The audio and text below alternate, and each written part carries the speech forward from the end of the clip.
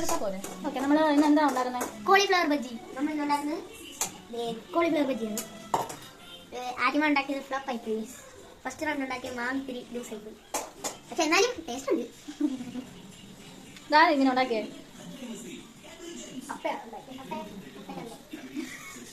അതെനിക്ക് നമുക്ക് ഈ മാവ് ബാലൻസ് ചെയ്ത് എടുത്തിട്ടുമ്പോൾ തന്നെ കിട്ടാം. അതും നല്ല ടേസ്റ്റ് ആയിരിക്കും. ഇതിനകത്ത് എന്തൊക്കെ ഇട്ടേക്കുന്നതെന്ന് പറഞ്ഞേ. അത് നമുക്ക് അപ്പയോട് ചോദിക്കാം. അപ്പേ പറയും. കടലമാവ്, അരിപ്പൊടി, ഉപ്പ്, മുളക് പൊടി, മസാലപ്പൊടി. ഞാൻ ഇപ്പൊ ഇതൊക്കെ കൃത്യമാവുമോ? ആ, കൊള്ളായിരിക്കും. ഇപ്രാവശ്യം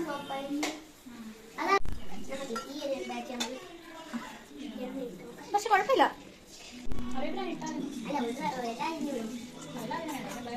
ക്രിസ്പി അല്ല, ഒരു മാവിനൊരു ടേസ്റ്റ് ഇല്ല.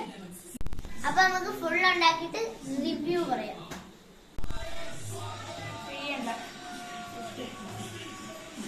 ഓ,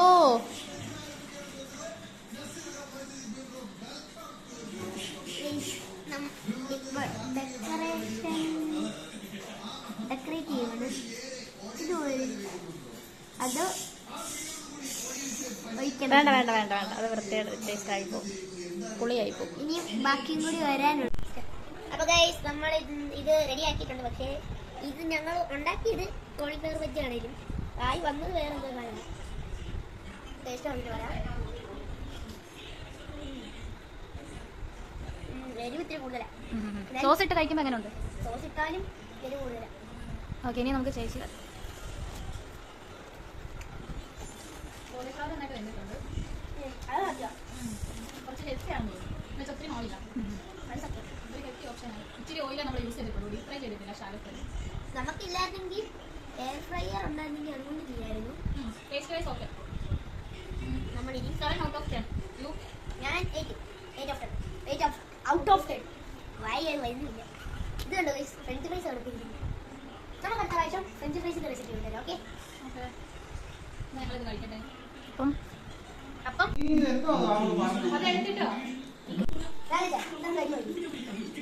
സോസ് വേണേ സോസ് എങ്ങനെയുണ്ട്? 10 എത്ര വരും?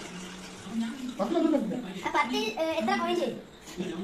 ഇല്ല, ഇത് മാത്രം. അല്ല, ഇതിന് എത്ര ഇത് വരും? 10 എത്ര മാർക്ക് വരും? ഇനി നമുക്ക് കിലോമീറ്റർ നോക്കാം. ഇതാണ് എന്നിട്ട് എത്ര പോയിന്റ് തരുമെന്ന് പറയാം.